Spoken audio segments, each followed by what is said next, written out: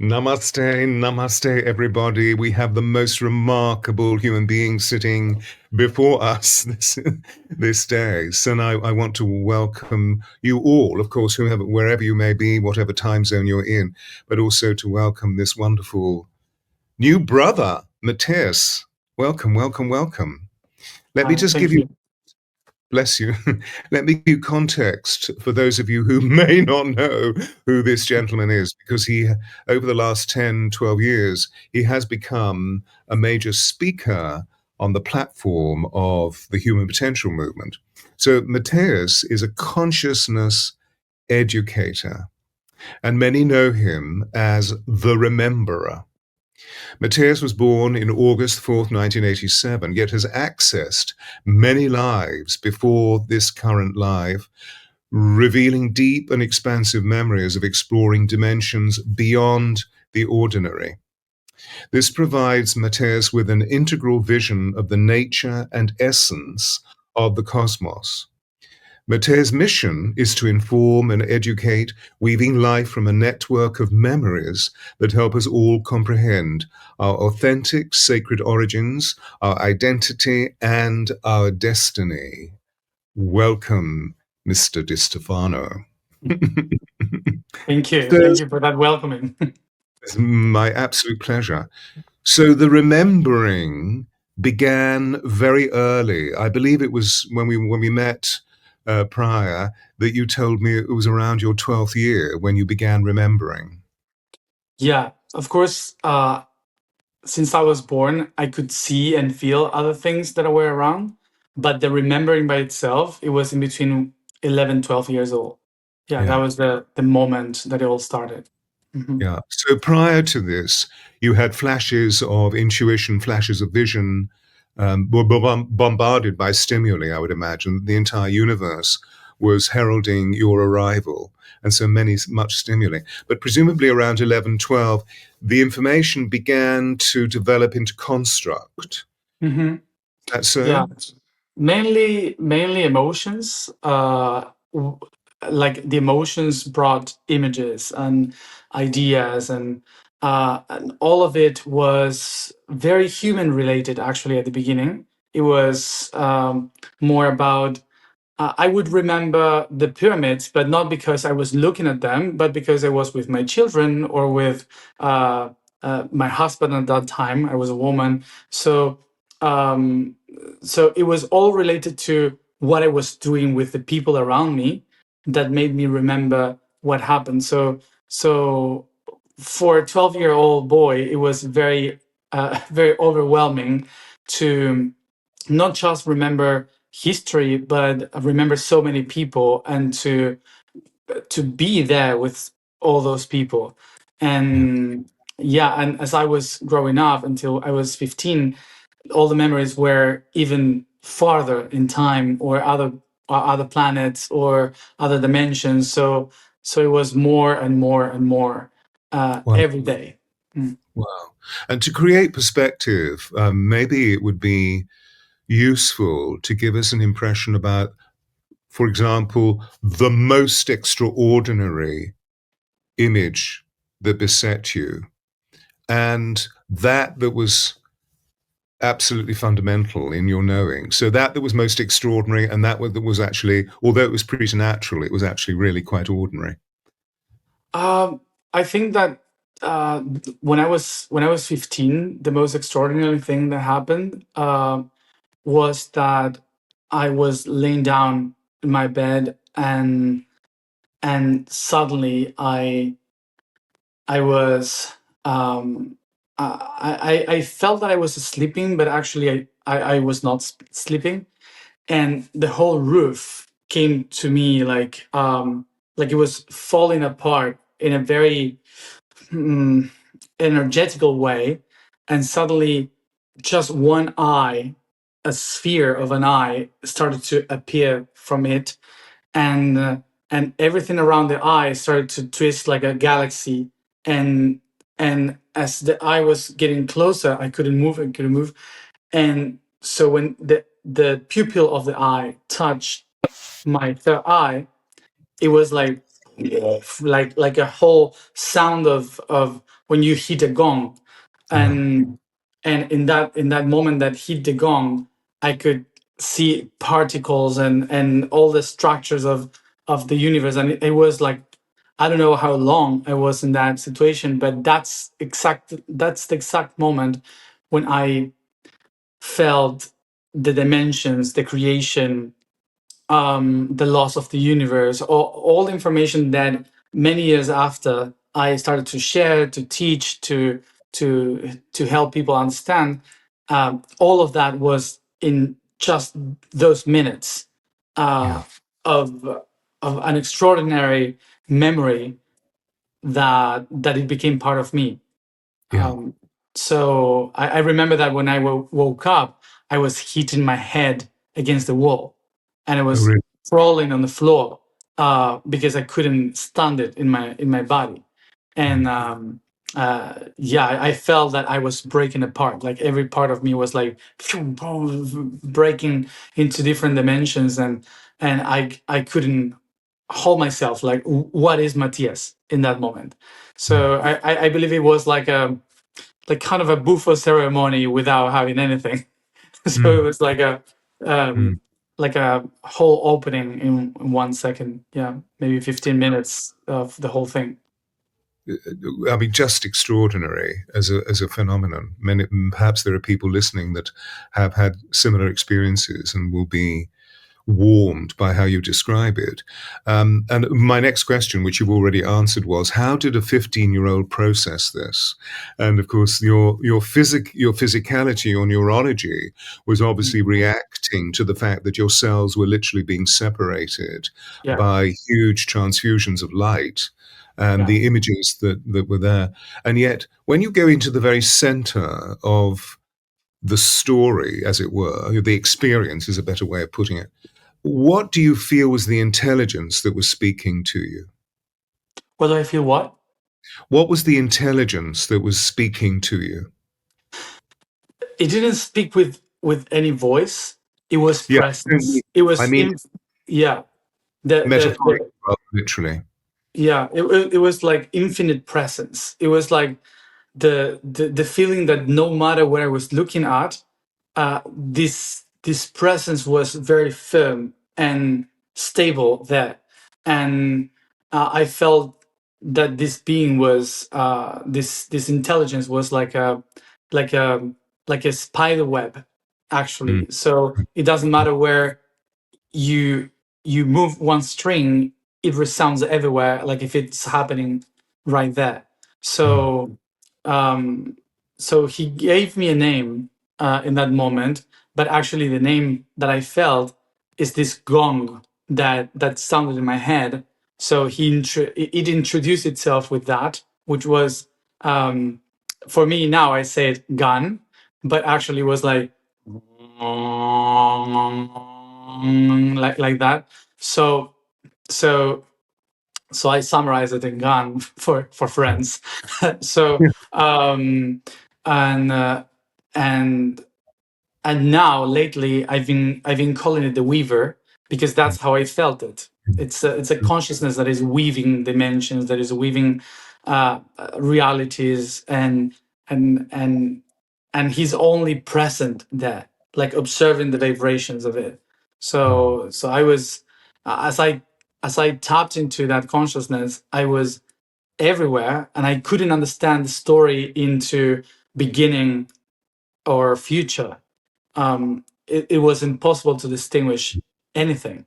So, as you said, a 15-year-old boy that taps into that, it was.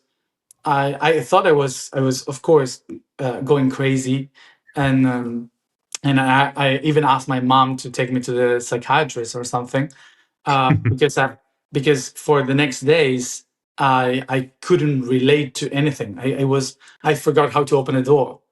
yeah, So it was so much that the simple things were like disappearing from my head. So yeah.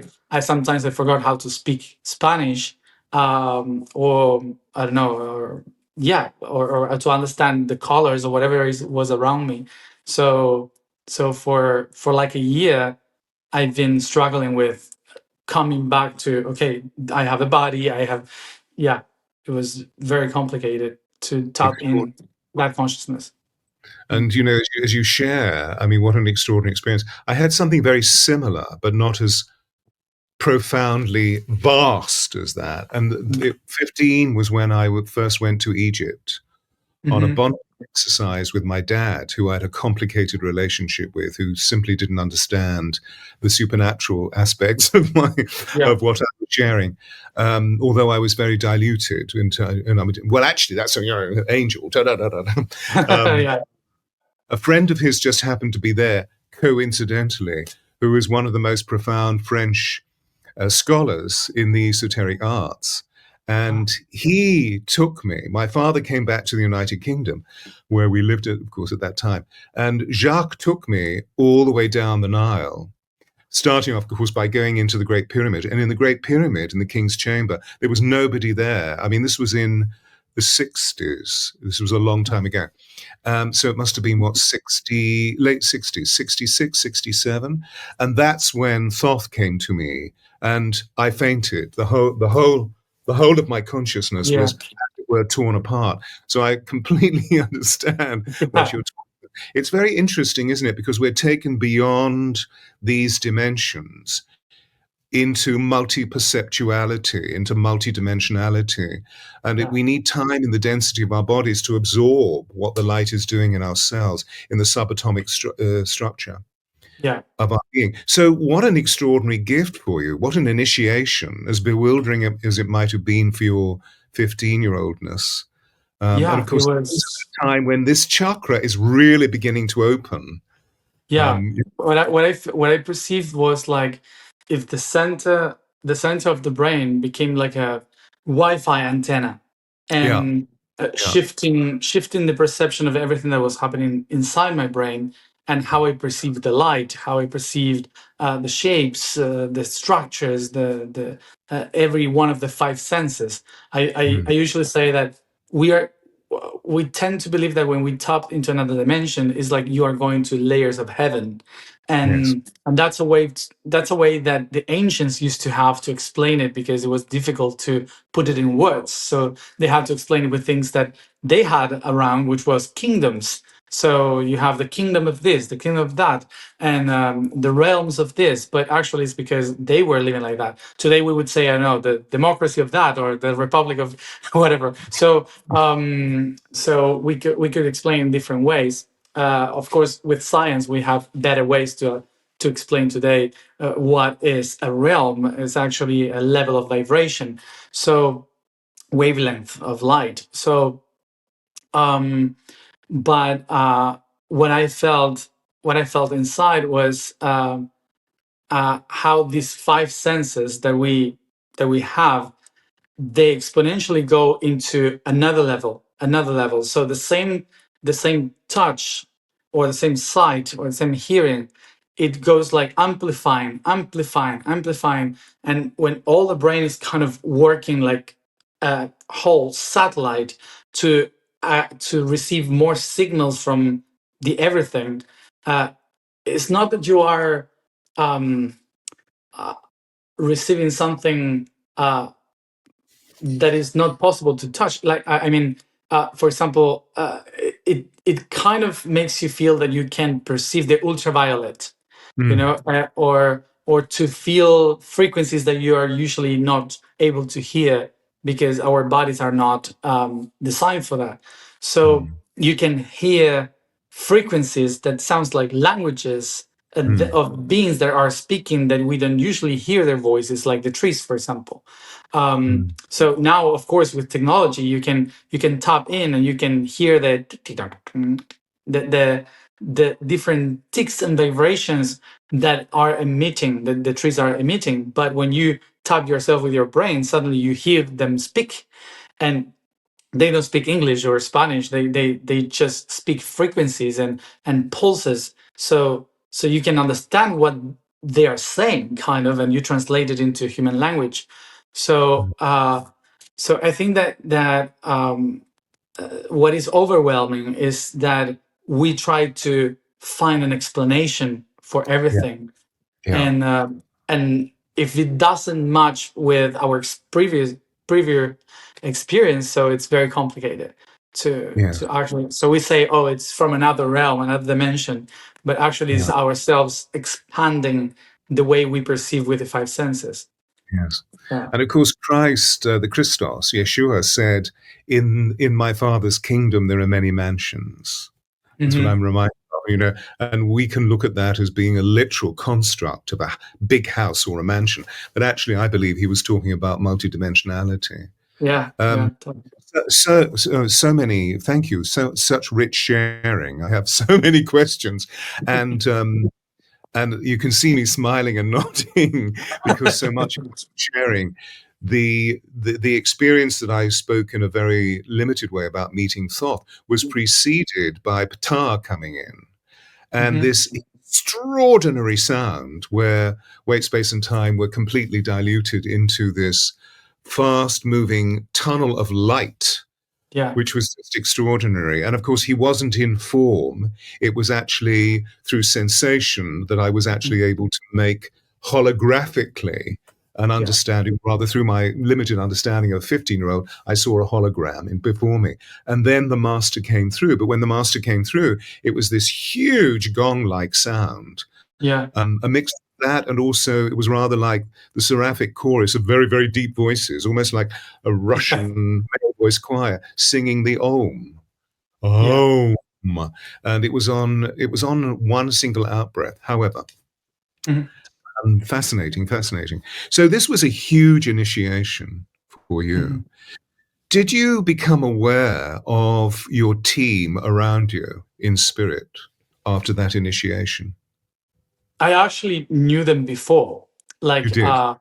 I remember when I was 3 years old, or actually, I made a drawing once when I was 4 or 3. I don't know. I remember, and no, I was 5 year old when my mom gave me some papers and I started to draw, and I remember I drew a circle, a big circle with a tiny speck around, and she was like, what is that? And it's oh, this is how I came to life.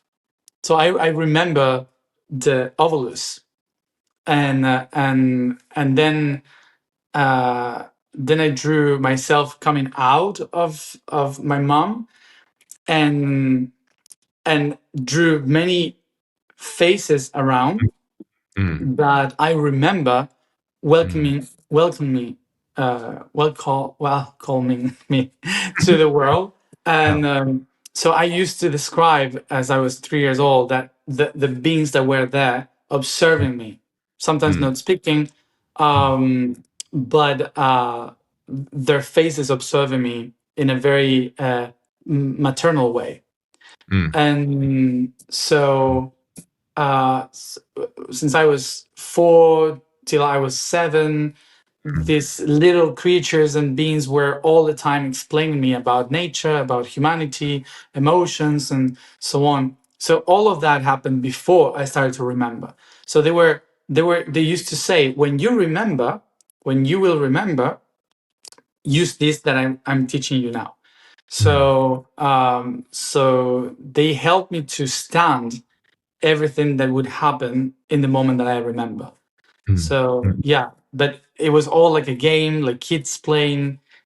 Of course, my level of consciousness in that moment, but they I remember one of them, like very tiny, like a fairy, let's say, Mm. um, explaining me about how every tree, every stone has a soul, and they cannot speak my same language, so I have to speak their language.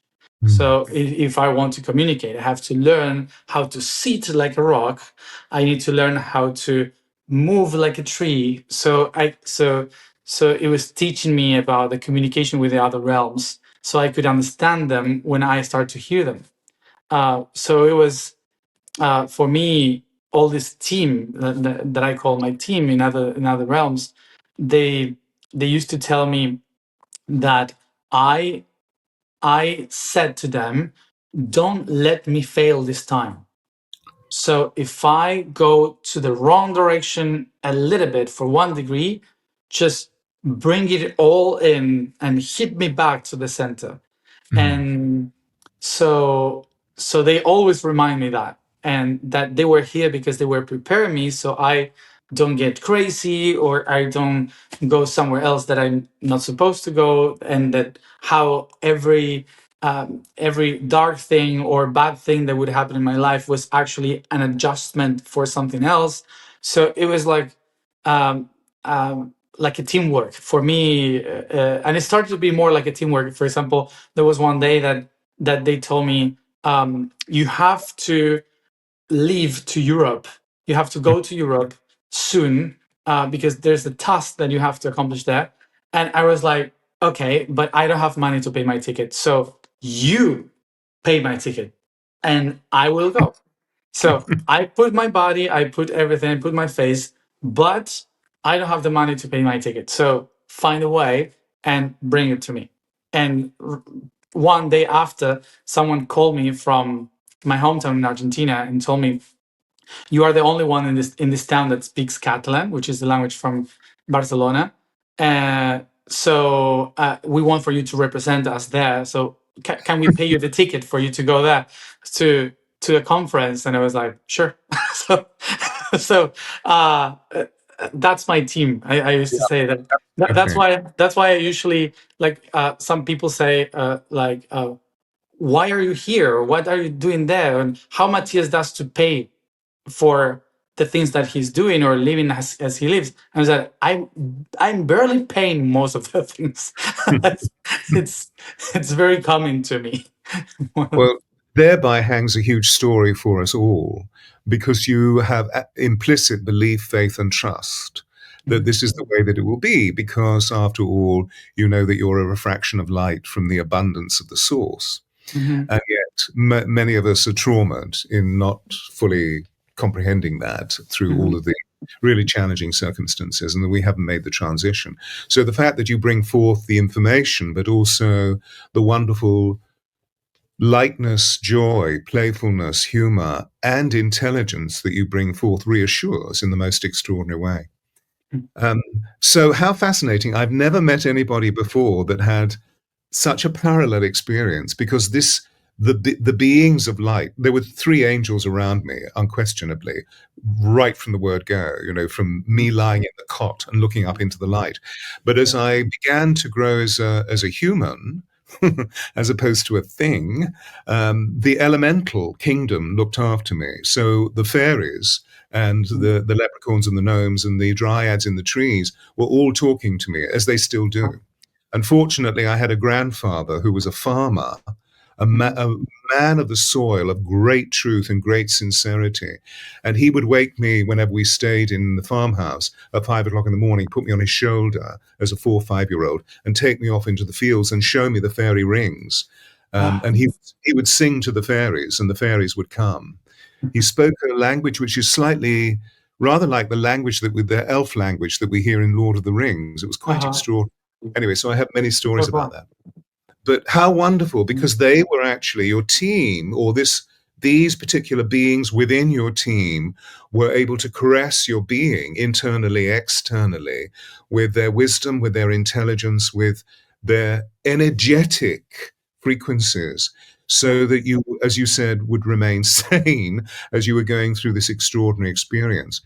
But Yeah. the original experience that you gave us when you were very young, 15, with that extraordinary, I see it as a vast initiation that is being given to you by cosmic avatars Hmm. that, that are very much around you and leading you. Anyway, Yeah. I'm sure prophetically you have an immense awareness of that. I'm just picking up all of these energies, which are really beautiful. Thank you for sharing them, because I happen to have the ability to see the beings that are around you. So Hmm. it's very, very exquisite. So we've gone from the most extraordinary experience to something that was very literal in terms of the physicality of why we spirits tend to choose to come into human bodies and experience the sensory landscape, the sensorium of our own beings, and the way we pick up many imprinted informations from our natural habitats. As you began to move from that experience, particularly the 15-year-old experience, it must have been amazing to interface with 3D as well as to be in the experiential of constantly having all of these references going on and Oh yeah, expanding consciousness in a way that, for example, legitimized academia doesn't have it. yeah. So did it move? How did it move from a purely sensation point of view? Did it go very fast? Did it go slowly? Were there great peaks of achievement where awareness was suddenly, and then you would have times where nothing would happen? How was it? How did you become experience of the cosmology of moving beyond light and time? Well, of course, in between my 15 years old until I was around 18, 19, um, it was almost every day. Every Mhm. day there was sometimes it was like a lot in one day, and sometimes it was just a little bit, a tiny thing. So I used to write a little bit every day about some memories. I used to make drawings or maps, or even if I was in the classroom at school, I would just take notes of stuff in other languages or in memories. And so I spend mostly those four or 5 years uh, every day going more and more, and like, yeah, it was a roller coaster of memories, emotions, information, a lot. And when I turned 19, two of my guides of part of my team show up, and they said, um, you have to now experience what it is to be a human, fully disconnected from the source and disconnected from all your memories, so you can tap in what is this. And it was like, why? And it was desperate, like, because I didn't know another way. Um, so they said, if you don't know how it is to be disconnected, then you are not going to be able to be empathic with what other people are going through. And so you need to also be there, and to be able to communicate into a normal way. So they say bye to me, and for like 2 years, I haven't had any feeling, any sensation of anything. Literally disconnected from everything, and that was during my university period. Um, um, yeah, kind of for a while in the university, and I remember I had to. I don't know. I was alone, and I needed to do very normal stuff. So I started to go around and paying bills, and all those things to ground, to look into my body, into go into class and everything. And um, and I started to like it. I started to the first months were terrible. I felt abandoned, and it was very annoying to just Mm, wake up and have nothing. Like but then it started to be like, oh, this is mm, so relaxing. That's why everyone forgets.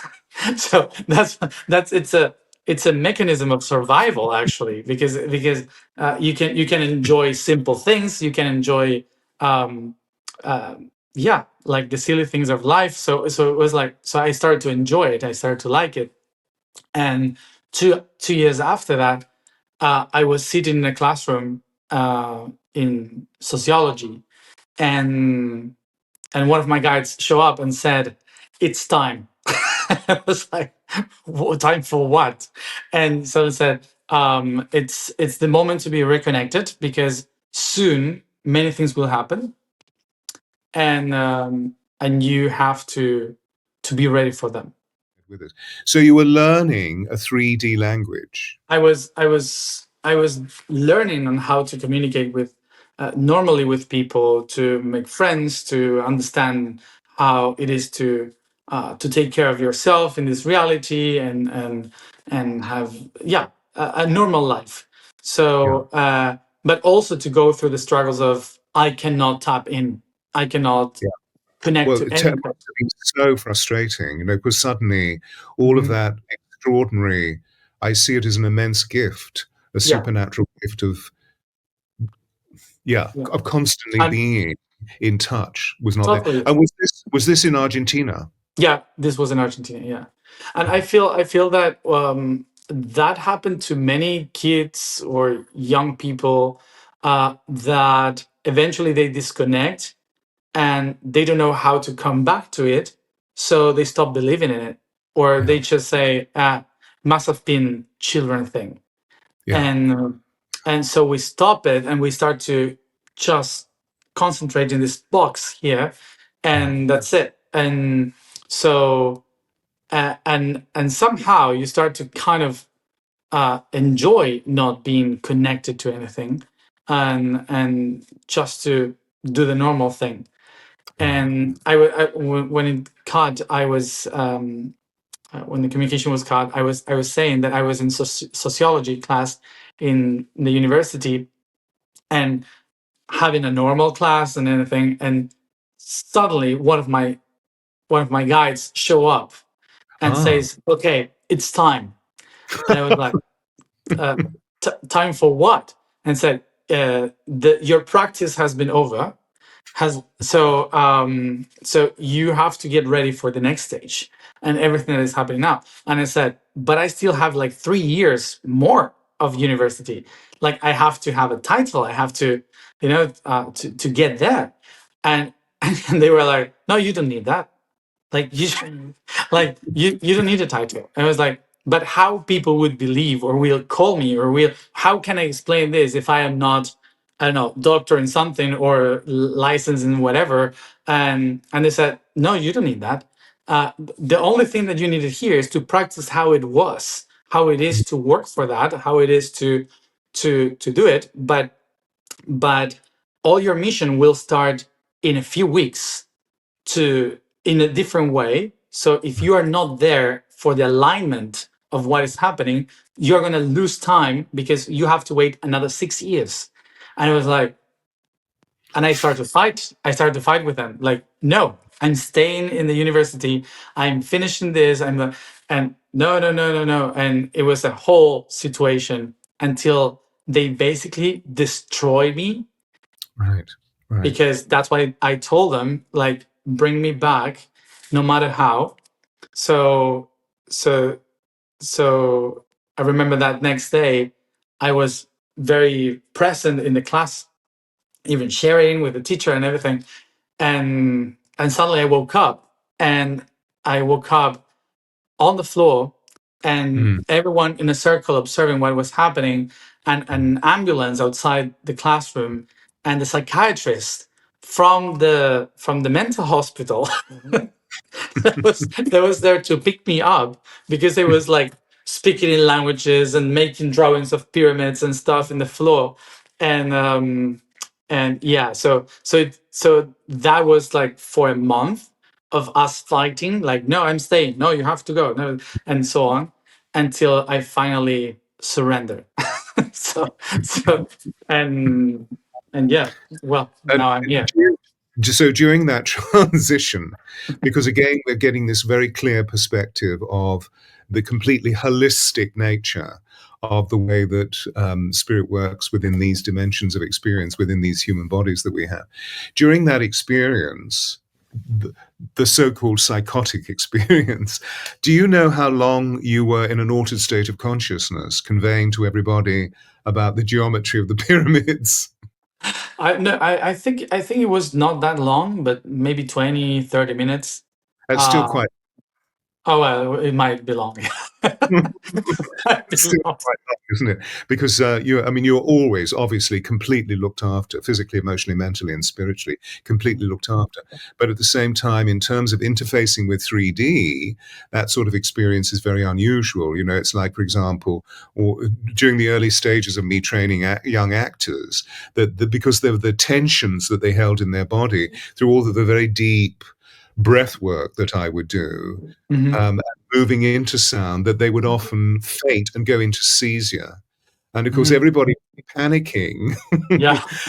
And I would be standing smiling, thinking, yes, keep going, keep going. Because, You you know, it got was a it. way of what he's saying, I'm going to quit on you because you just moved me into rictus on so many Yeah. occasions. I'm going to quit on you so that I can actually move into the very center essence of my being. Anyway. Mm. So, you know, obviously, you and I have a lot to share, but I'd love to, in terms of the purpose of this deep dialogue, I'd love to move on into the very advanced stages of your perceptual awareness and the information that the team have given you. Mhm. And because if we may indulge, I mean, I know we talked about it when we first met, but if we could indulge in Egypt as a reconstruction of Atlantis, if we could start off with Mhm. Atlantis, because I feel that the emanation that comes between us, although, you know, independently, your information is just fascinating and ravishing. And as you see, I'm really enjoying the parallels. But I feel that at this time, the information that you have about Atlantis and the co-creation with Egypt, it's so quintessential for the vibrational field to open within our world. And I Mhm. see that, you know, between us, we can create that force. Mhm. um, I don't want to sound grandiose in saying that because I'm in full receipt and respect of who you are as a divine being on earth at this time. But at the same time, I feel that we have a connection. So it's fun to move into those realms. So are you with me? If we could step forward to your extraordinary awareness of your lives in Atlantis and Mhm. the roles thereof, and perhaps a way of doing it rather than just telling us stories about who you were. Perhaps you could give us a perspective of the way that you perceived your lives in Atlantis, and Mhm. how then the transposition between Atlantis and Egypt took place for you. Is that Yeah. possible? Yeah. I have, when I was a child and I started to remember that with 12 years old, I didn't know what Atlantis was. Of course, I remember the name Hephaestion Mm, uh, as a name as we used to call the entire Atlantis empire, and we called the Atlanteans the Hephian, mm, and and and us the ones that live in Egypt, well, not Egypt but the Nile, we call it the Chemian. yeah. So Mm, uh, so we um, when I started to remember that, my first memory of all of it was me as a woman, mhm, aside my husband in that mhm, life, and I was worried, and I was very worried because there has been a meeting in in in the territory of Hem, mhm, um, in the Nile, that said we need to accomplish a whole cycle to find the right note to mhm, correct the system. There's something that is broken and we need mhm, to repair it. mhm, So the only way to do it is through time. We cannot do it now. We have to do it with our other aspects of ourselves in different timelines. mhm, So so that feeling that I got was, how I'm gonna do it. How can, what if I get lost in time? mhm, What if after I die I don't know how to come back, or how to do it? So the mhm, entire, I was in history class that day when I started to remember all of that, and I saw a white pyramid in front of me and a red lion in front of me, which is the Sphinx, but it was all a lion, and I was in front of the, surrounded by a few temples, and and it was completely different because it was not desert, it was all green around. And so I could feel also that it was cold, not cold, but of course it was the glaciation. So I didn't know, I didn't say, oh, it's 12,000 years ago. I understood that it was 12,000 years ago because of describing what I was, what I saw. So the animals that were there, the whole situation, it gave me the time. Oh yeah, I remember eyes close to Turkey. So in the traditions, we used to say you don't go to the people in the eyes, and so it was a whole thing about that. So of course, it was the glaciation period, like 12,000, 13,000 years ago, and so that located me where I was, and the whole thing was you need to remember what is happening now because it's going to be useful in the next cycle. And that next cycle was 12,000 years after, which is now. Yeah. So it's funny what we call past lives, because it's not that I actually was her in that life, but the same spirit was projected in two directions. And I could feel her and me and many others around at the same time. So I understood that it was not like my soul incarnating, but it was my spirit projecting itself in different timelines. Yeah. And but at that time I didn't have the ways to communicate that. I of course, for me, it was like my past life. And so the whole thing was, there's a mission that we have to accomplish, which is to repair time. Someone broke time in the future, and now Right. we have to fix it in the past Right. as we walk through the present. So it was a whole paradoxical thing about time, and how the Atlantean civilization was a result of us trying to tune in back into what we were supposed to be. So so suddenly the whole civilization turned out to be a school of initiation where every human, no matter in which social class you were, you had to go through certain teachings, because they said, in order for all of us to go as a species to the next level of consciousness, everyone has to have the clues. Because if only one tiny group of people has the clues, so they can then in the next life tap in into the ones that has no clue. So they understood that education on the spirit was so important for, so every cell could have the data, so every body could have the information, no matter where you would tap in or reincarnate in the next ones. So of course there was a very divided civilization, meaning there were like 3 or 4 different levels of society, but all of them needed to go through the process. And the ones that were obligated to do it were the royalty, the blue blood, let's say. So the royalty that we call the families, that's nine. They were basically the ones that were obligated by the law of the divine to do every step of that. So it was not easy. It was not like a funny thing. It was not like, oh, we are rich and they're poor. It was like, oh gosh, like now I have to do all this initiatic thing, because they were the representatives of the vision and the hearing of all the rest. So if they don't tap in correctly into the Holy Spirit, so the others won't know how to do it. So that's why the upper class needed to do it constantly. So the whole design of our civilization was about how a spirit can express itself here, not according to how we do it today, which is how can we as humans become more spiritual. And to eventually leave this dimension or go to the realms of God, let's say. So the point of view was completely different. The point of view for the Atlantean civilization was, how can we make God to be here? How can we make God to experience the matter and not to lose itself?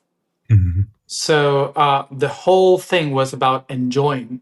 The whole thing was about the daily practices on enjoying life, but also working properly with the body, with the soul, with the spirit, the mind, in order to have the stability to be able to hold God here in the present.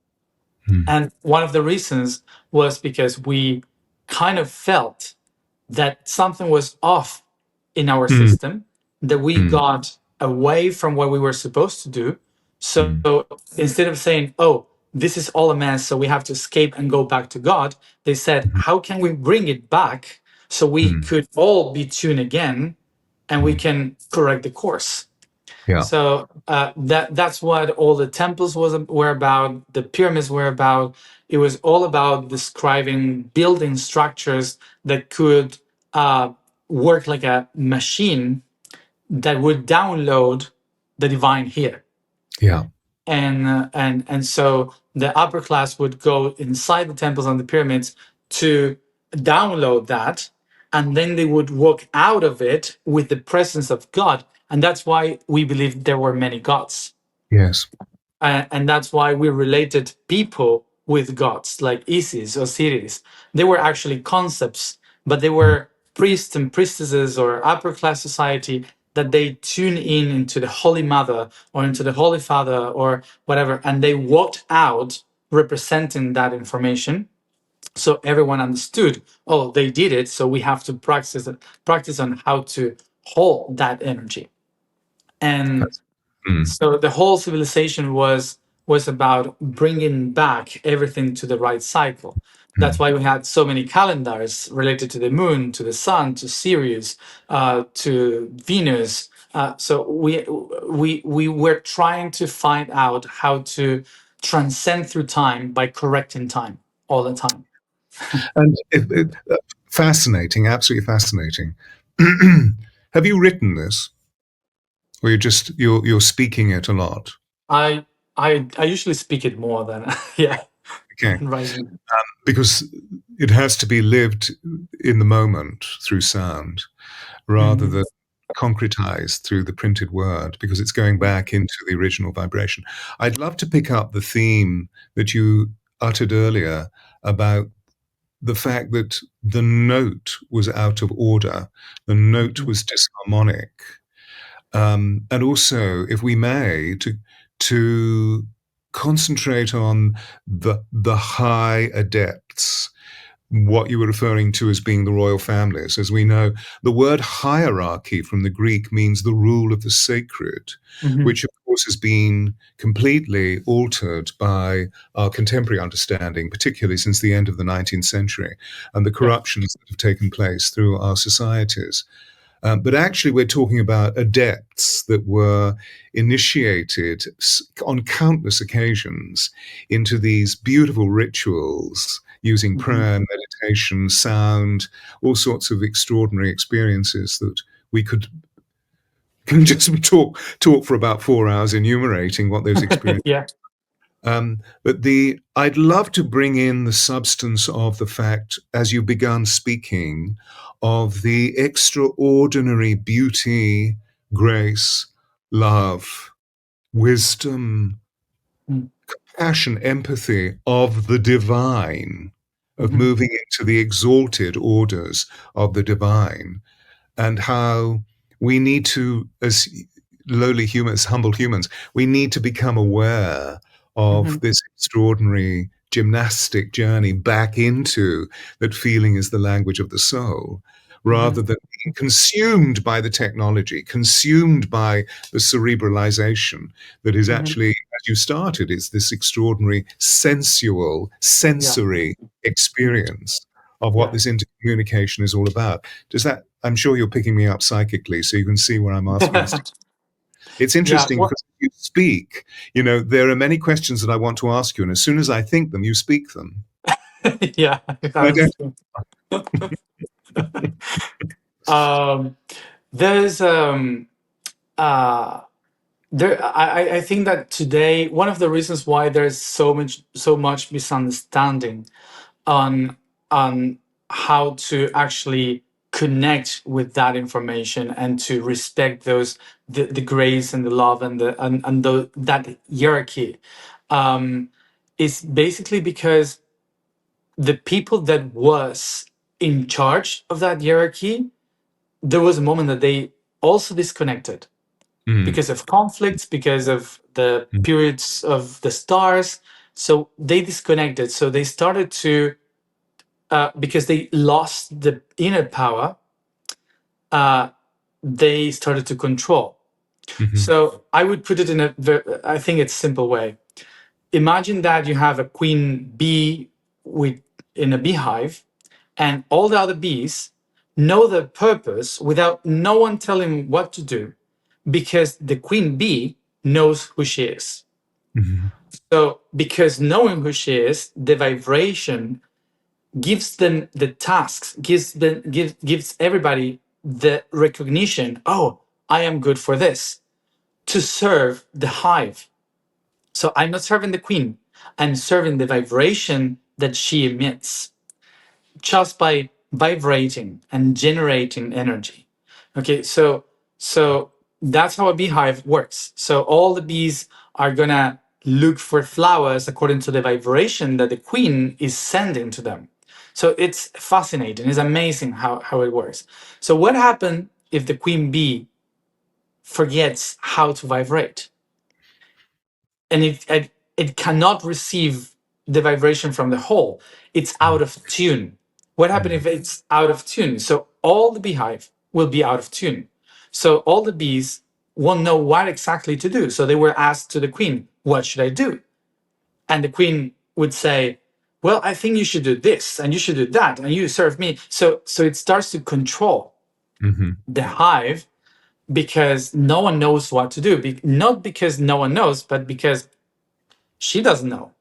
So the main one. So the reason why in nature there are hierarchy is not because of control and power, it's because of grace and divine. And that grace and divine is not about telling the others what to do, it's about I am what I am. mhm, And once I tapped into that, the presence emits a vibration that everyone knows what to do. mhm, And that's the beauty of mhm, that mhm, infinite presence of grace. mhm, And because in history there were so many kings and queens that forgot how to do that, mhm. they became the hierarchy that we know today. They became these people that are controlling or speaking behind the walls to convince someone to do something different. And it was very political and economical. And suddenly it turned out to be like a cold thing, in which it was bring me things and I will give you my blessing. And so it transformed into a whole different thing. And and then, if you were out of that, if you were connected to your own vibration, so they were jealous of it, so I have to kill the vibration of that being, so let's kill witches, let's kill the wizards, let's, so, and then let's kill the scientists, the Yeah, alchemists, the people yeah. that are discovering how to tap into the truth. So the science turned out to be against Mhm, religion, turned out to be against the spiritual, not the spirit, but the spiritual. So right now we have a society that is built upon people against the divine power. yeah, yeah. So because that divine power disappeared a long time ago. So now everything that was related to that divine power, uh, it's bad. It's something we have to kind of, not to connect with. So everyone turned out into the science, which is actually the actual spirit. the atoms, the vibration, the frequencies, like the understanding of quantum mechanics. So that's the actual spirituality. That's the actual being. But because they are not tapped into their own truth, they look for the truth outside. And because that would be going to the divine, which is something that they don't understand yet. So until I don't dissection the body of God, I cannot be God. So actually, it's like God can know itself, by being it. So what I want to say about this is that all this hierarchy and systems of bringing that order into our lives is very ceremonial. And the reason why it's very ceremonial, and we took away all the ceremonial ways, and because we think it's controlling and all of that. But I will give some example. Like in the universe, you have a cube, okay, a perfect cube, and that is information. And you here have a triangle, so you are a triangle. But you want to tap in and to connect with the cube. But your triangle is not enough.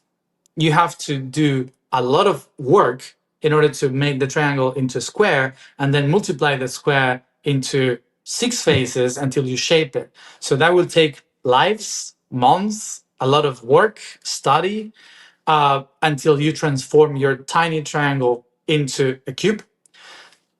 So some people, what they do is to create a ceremony for the cube to be downloaded, which means I know that I am a triangle, but I have to create a structure that holds the cube, so I can remember that I don't have to get lost in my triangle. I have to download all of that, which is too big. So how do I do it? Well, I build stuff with the shape of a cube. I honor things with the shape of a cube. I I I create around me a house with the shape of a cube. I create an altar where I put a cube. So I start to download in the physical way the concept which is geometrical. Because if you think about it, for example, our DNA has the shape of hexagons and pentagons together. So an hexagon and a pentagon are very ancient symbols in every religion. And when you put them together, you have adenine, cytosine, guanine, thymine. You start to create the structure of our DNA. So if you Yeah. put all the symbols of different religions together, what you create is DNA.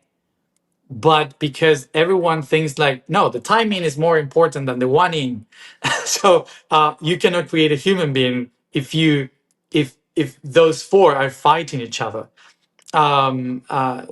It's creating like a mess of connection when actually all of them has a part to combine.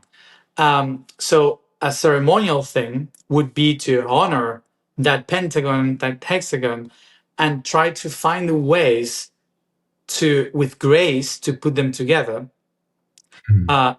along our life to see how it works. So, and for that we need those ceremonies. And sometimes a very simple ceremony is the family eating together on Sundays, for example, and that is a very normal ceremony, which is sharing a meal. But there are thousands and millions of them. But the reason why we are so out of tune is basically because we forgot that that is the actual divine. It's to tap in something that is so big, like for example, the royalty today, like all these ceremonials that have the crown, the I don't know, the whole things that you use and so dress up, and a throne. And from our normal point of view, we would say, what is all that for? Like, it doesn't make any sense. It doesn't make any sense. But you're trying to download the spirit of a whole country, which is in another level of consciousness that is so big, related to so many stories, that if you don't use those symbols in the physical, then you're not connected to that level of consciousness. Yeah. So so I'm, those are I'm the so glad you said that because within the richness, the vast landscape that you're sharing with us, there are points of resurrection in these periods of time phase that we're living where there is, as we know, a fear within many of our peoples, Mhm. a confusion and a great fear of the damage that is being created by all the varying themes that are basically all about moving from one order into another. Mhm. The dislocation, the deconstruction of the central organizing principles, and how there are other factors like Islam, for example, that is Mhm. wanting to rule the world, etc., etc. But in these moments, for example, I was very intimately connected with the coronation of King Charles. There are these moments in the coronation ceremony that are hallowed, and they go back over 1,000 years. Within the 1,000 years of monarchy, the only remaining monarchy in any of the European countries here. Isn't that interesting? With London being the Earth star chakra, this Mhm. tiny island going back, 150, 200 years ago, creating the British Empire, which is still there in a different form. However, the point you were Yeah. mentioning, the sacred element of the ceremony, where in the moment, just before he receives the crown, oil from King Solomon's temple is placed on the forehead, on the breast, and on his hands. And that was the most hallowed area of the coronation ceremony that was not allowed to be televised when Queen Elizabeth II in 1953, was literally made a high priestess. Mhm. Yeah. So there are many corollaries that are beginning to awaken in extraordinary ways. How can we begin to make sense of the great disharmonies that are taking place by finding balance in harmony, in unison? And there are a group of people who are emerging, who are intellectuals, but are using their hearts as brave warriors, spiritual warriors, even though many of them are agnostic, interestingly. They're not Mhm. atheists, but they're agnostic. Yeah. They're moving forward and they're speaking a level of truth that is resurrecting all of the essential beliefs in Western enlightenment, which, of course, Mhm. as we know, go all the way back to the Hermetic principles, go all the way back into Egypt, go all the way back into Atlantis, go all the way back, etc., Yeah. etc. So I just thought, because unfortunately we're moving to a point of completion in our conversation. I would love it to go on and on and on and on. What you're saying is so unique. And in my 70 years of being on this planet, I haven't actually heard some of the wise people that have influenced me place this extraordinary amount of information in the dexterous way that you place it. Mhm. Thank So you. it really is exquisite. However, so how do we bring this to a point of completion? I wonder if you could, I wonder if you could synthesize, just make simple why you feel that the glory of Atlantis, the glory of Egypt, is being resurrected at this time to teach us something about this time phase that we're living on planet Earth. Well, as I said about the echo of time, we are all remembering that somehow. We all remember our slice of it. And because we are receiving the data on how to repair that, it's Right, the other phase of right. reparation. So that's why there are so many people like you, like me, that we are remembering, connecting to those specific civilizations. Of course, also there's the Pacific Ocean ones, Yeah. like the Pacific and the Atlantic Ocean civilizations that are trying to balance that data. So Mm, so many people um, um, are remembering emotions, memories, feelings, data, uh, techniques, or many other things mm, related to what happened 12,000 years ago. mm, And the reason is because we are on an echo of that specific moment. So mm, we have to pay attention. not on the bad things that happened in that moment, which was the cataclysms, the end of everything, but what were they doing and preparing us Mm, for mm, our mm, transformation. mm, And that would be not trying to find out if they have technology.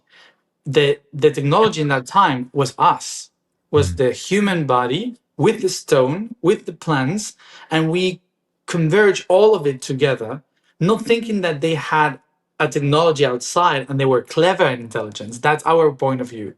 mm, But they managed to become one with everything. And here often comes the question, so why they disappear if they were so tuned into everything? Precisely for that, mm, because they were tuned, most of them knew they needed to transform. They needed mm. to do something completely different. And those who perished, they didn't want to change. They just wanted to keep on going with the same system. So I think that that's one of the main clues that we have from that story to understand. It was Yeah, not how they built the pyramids, it yeah, was about how they were tuned into the cycles of time. And we are right now at the edge of a cycle of time, beginning a new one. So everything that each one of us is remembering, tapping in, connecting, is to remind us what are the essence of the information, like the sacred geometry, the vibration, the sounds, the all the stories that they told us with the hermetic principles, which all the hermetic principles are in every movie. So if you go to every storytelling of the last centuries, you have hermetic principles. So it's not about maybe sitting there and trying to read a book about um, Thoth, but sometimes it's also about watching, I don't know, Alice in the Wonderland, you yeah, know, yeah, or yeah. yeah. And you can see hermetic principles there and try to understand what they're talking about. So I believe that we are in a process of transition. We are not in a life in which we are going to see the results of the harmonization. Yes, But yes, we are in the process of transition where we are putting the information, the data together back. It's like if a lot of people in Atlantis left the books around in the planet for someone to grab them and start to put them back together in the library. So that's what we are doing right now. It's the time of putting it all in. Yeah, connected That's again. that's absolutely brilliant because it brings the whole of our conversational energy. I mean, there are so many lights moving through this, but it brings it into this wonderful fontal of this really, really high vibrational process.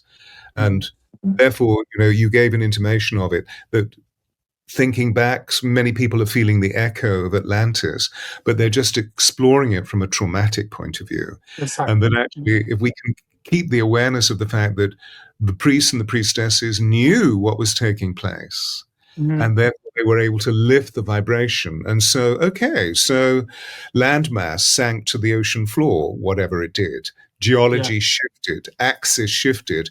The point is that we knew what was taking place, and therefore we were in communion with the divine through Mhm. this sacred principle of ceremony, of ritual, of solemn rite, where there is an offering and a receiving, and an offering and a receiving, which is what I'm sure you get really preoccupied by that echo in any of the great temples in Egypt. This Yeah. wonderful, humble offering, Mhm. receiving, and that an offering is placed in order to receive Mhm. from the Mateus. Yeah. This is the most amazing conversation, and I thank you immeasurably for what you've done to me in my whole being, my whole consciousness.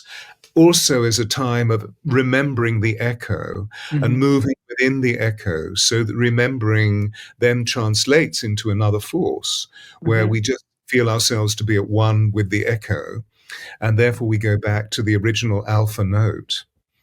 It's interesting. I'm going to send you every week. I do a channeling from the 12 angels of Atlantis, and Mhm. this week the whole exposition is on how time as a construct is being contracted to allow for the light species that are the new light species that are coming in to awaken mineral particles within the rocks, within the earth itself, within the deep bedrock, where all Cool. the memories are stored to allow the reverberation of the echoes to come forth.